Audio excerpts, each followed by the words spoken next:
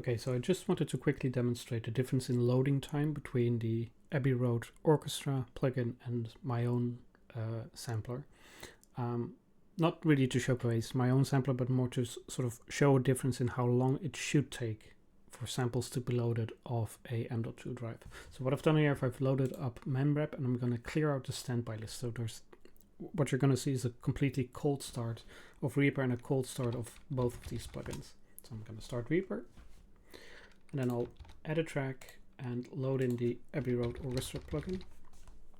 And I'll be loading the Violins 1 Spicatissimo patch with just the 3.1 mic loaded, and that's a preset I saved out, so that's the one I'm going to be loading. So I'm going to click right about now. Still loading.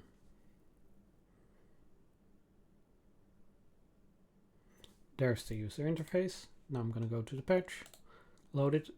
Already notice it's already 70 megabytes for pretty much nothing. I'm not sure what they're loading. I could check, but you know, there's just like a couple of graphics.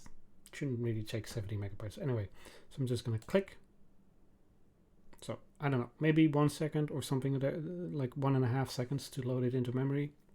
No, that seems kind of decent, right? Okay, so just for comparison, I'm gonna be loading up my own sampler here, and I'm gonna click to load right now. There it is. Okay, and so now I'm gonna load the patch. I've only selected it, I've not loaded it. I'm just gonna drag it in right about now. There it is, that's it.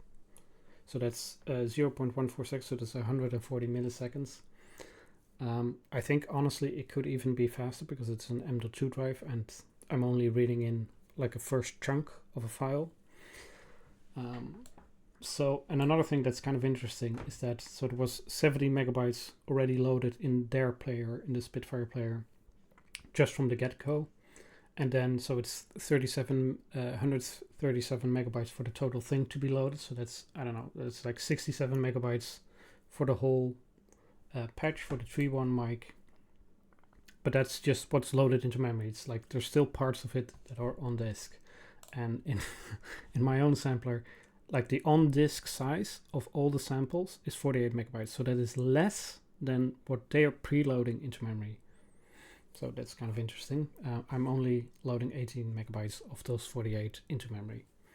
So basically what I've done is I'm just like putting all the samples in one giant file, one after the other.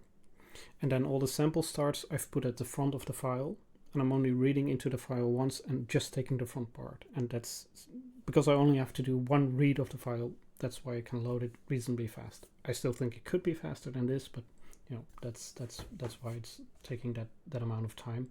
I think if I do it a second time now, because the file is memory mapped, it will probably be faster. Only 20 milliseconds fast, so not that much faster. But anyway, I think this is not really about my sampler versus theirs. You know, it could be that they have a higher sample rate, they maybe have a higher bit depth, maybe there's more than 5 dynamic layers and 5 round robins in the patch. You know, I sort of tried to approximate the same patch as best as I could. So there could be things going on in the Spitfire side that are causing it to be a little bit bigger, a little bit heavier. So that's why it takes longer. But at least for showing the UI, you know, that shouldn't take 10 seconds. That should be like near instant, to be completely honest.